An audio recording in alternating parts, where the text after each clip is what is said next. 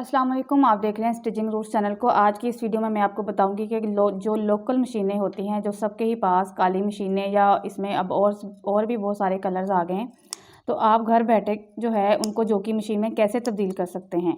कैसे आप जो है वो लोकल मशीन से आप प्रोफेशनल जो है स्टिचिंग ले सकते हैं। बहुत ही इन्फॉर्मेशन वाली ये वीडियो है आज की, आपने फुल वॉच करनी है। चैनल पे नए हैं वो चैनल को सब्सक्राइब करके बेल आइकन को ज़रूर प्रेस कर दें ताकि आने वाली तमाम नोटिफिकेशन आपको मिल सकें, और वीडियो को लाइक और शेयर ज़रूर करना है आपने।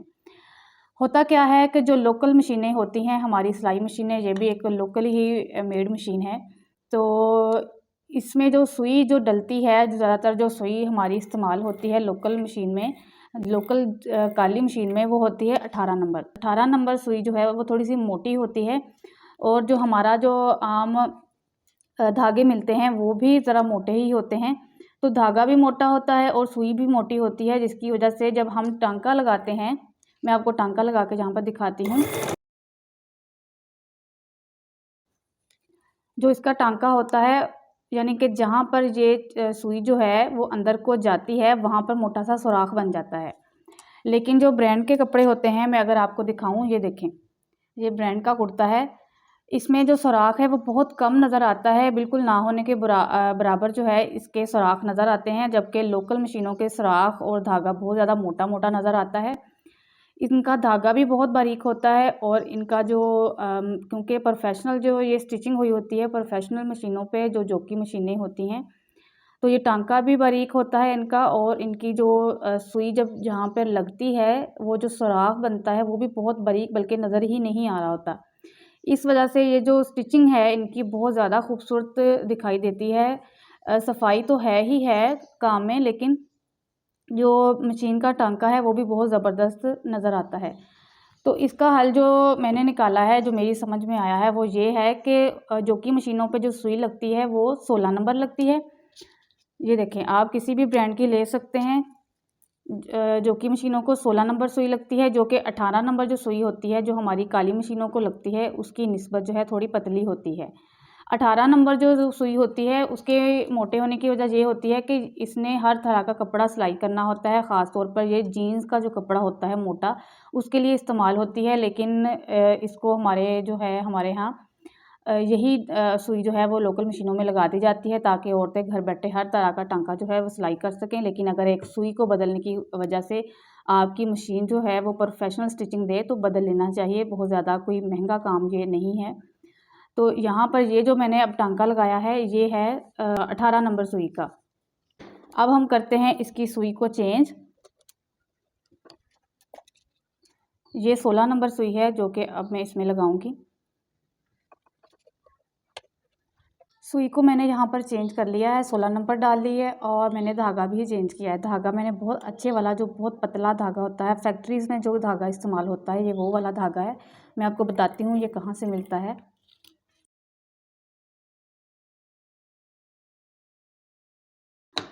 चेक करें आप, ये वाली सिलाई चेक करें और ये वाली सिलाई चेक करें, इन दोनों में फ़र्क है। इसका जो सुराख है वो मोटा है, जबकि इसका जो सुराख है, जो सुई ने जो नीचे से धागा लेते हुए सुराख किया है, तो ये बिल्कुल भी इसका जो सुराख है वो नज़र नहीं आ रहा। ज़्यादातर कपड़े जो है वो 16 नंबर से सिलाई किए जा सकते हैं। अगर आप इससे भी ज़्यादा फिनिशिंग चाहते हैं कपड़ों में, तो आप लेडीज़ कपड़ों में जो लोन के होते हैं, चाहे बच्चों के हो जाए, बच्चियों के हो जाएं, तो आप 14 नंबर सुई का भी इस्तेमाल कर सकते हैं। क्योंकि जो 14 नंबर सुई होती है वो इससे भी ज़्यादा बारीक होती है। उसका जो सुराख होता है नीचे कपड़े पर, वो इससे भी ज़्यादा बारीक, बिल्कुल भी नज़र नहीं आता सुराख मोटा सा। बहुत ज़्यादा प्रोफेशनल जो है वो स्टिचिंग देती है। और अगर आपने कोई बहुत ज़्यादा मोटा कपड़ा सिलाई करना है, तो आप 18 नंबर की सुई इस्तेमाल कर सकते हैं। इसके अलावा आप 16 या 13 नंबर ही इस्तेमाल करें।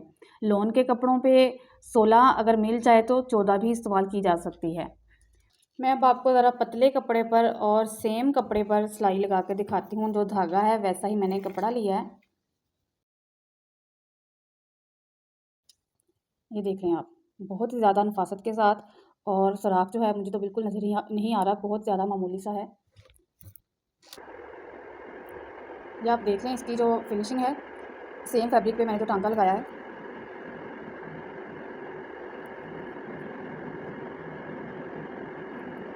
फैक्ट्रीज़ में जो इस्तेमाल होता है वो धागा वो ज़्यादातर ये इस तरह से तकोने होती हैं, और या इस तरह से ये गुच्छियों वाला धागा जो कि बाद में नलकियों पे चढ़ाया जाता है, ये इंतहाई पतला। ब्रांड्स के जो कपड़े होते हैं वहाँ पर इन्हीं धागों से ओवरलॉक की जाती है और इन्हीं धागों से जो है वो सिलाई की जाती है। अगर आप बाज़ार में जाएं तो वहाँ पर रेडियों पर ये जो धागा है वो लगा होता है, छोटी छोटी रेडियाँ होती हैं छोटे बाज़ारों में, वहाँ पर ये इस तरह से गुच्छी की सूरत में भी मिलता है। वहाँ पर उन्होंने ये तकोन भी रखी होती है और इससे भी बिल्कुल छोटी सी इतनी सी गुच्छी होती है, वो मेरे पास थी लेकिन गुम गई है, वरना मैं आपको दिखाती। ये मैं स्पेशली इसीलिए ही लाई थी कि मुझे जो है वो ब्रांड की स्टिचिंग चाहिए थी, तो मुझे धागा भी बारीक ही चाहिए था। आपने कोशिश करनी है कि आप इस तरह से धागा ढूंढें। ब्लैक और वाइट बहुत ज़्यादा इस्तेमाल होता है, तो आप ज़्यादातर जो है वो इस तरह से ये ला कर रखें। ये बहुत ज़्यादा पक्का, टूटता भी नहीं है और है भी बहुत ज़्यादा बारीक। मोटे धागे जो होते हैं कपड़ों पर लगे हुए, उससे कपड़ों की खूबसूरती ख़त्म हो जाती है। ये मैंने देखा है, ये मैंने नोट किया है, और फिर मैंने देखा कि ब्रांड्स के कपड़ों की जो खूबसूरती है उसकी वजह क्या है। तो वो मैंने देखा कि एक तो चलें कटिंग पैटर्न तो उनके अच्छे हैं ही हैं, लेकिन उसके साथ साथ उनका जो धागा है वो बहुत ज़्यादा बारीक, कि अगर थोड़ा सा कहीं से गलत भी हो जाता है तो वो बिल्कुल भी नज़र नहीं आता।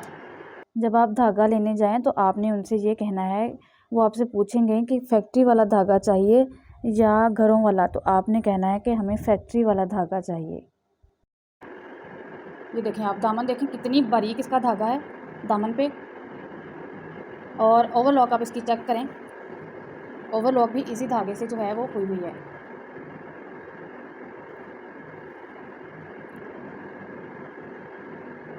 और ये देखें बहुत ज़्यादा बारीक ये धागा देखें आप।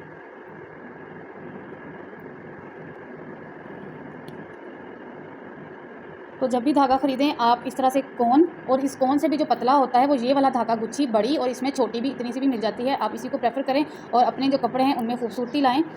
इन धागों में और भी बहुत सारे कलर्स आते हैं। ये धागा आपको किसी बड़े शहर की वो जगह जहाँ पर होलसेल का माल मिलता है नलकियों का, वहाँ से बासानी से भी मिल जाएगा, और 100% तो नहीं लेकिन 95 या 90% आप जो है इससे प्रोफेशनल स्टिचिंग ले सकते हैं इन धागों को और इन सुइयों को जो मैंने बताया है इस्तेमाल करते हुए।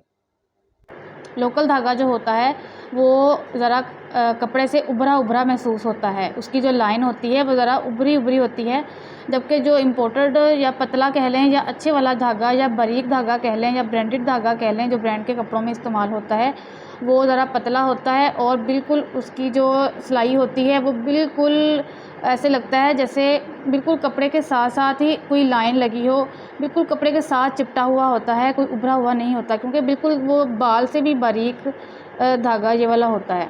वीडियो में शायद इतना अच्छा ना पता चल रहा हो, लेकिन अगर आप ख़ुद ट्राई करें घर में, सुई भी चेंज करें, धागा भी चेंज करें, तो आपको जो है फ़र्क अच्छा खासा कपड़ों में फ़र्क आएगा। 14 नंबर सुई लगाकर भी ट्राई करें और 16 नंबर सुई लगाकर भी आप ट्राई करें।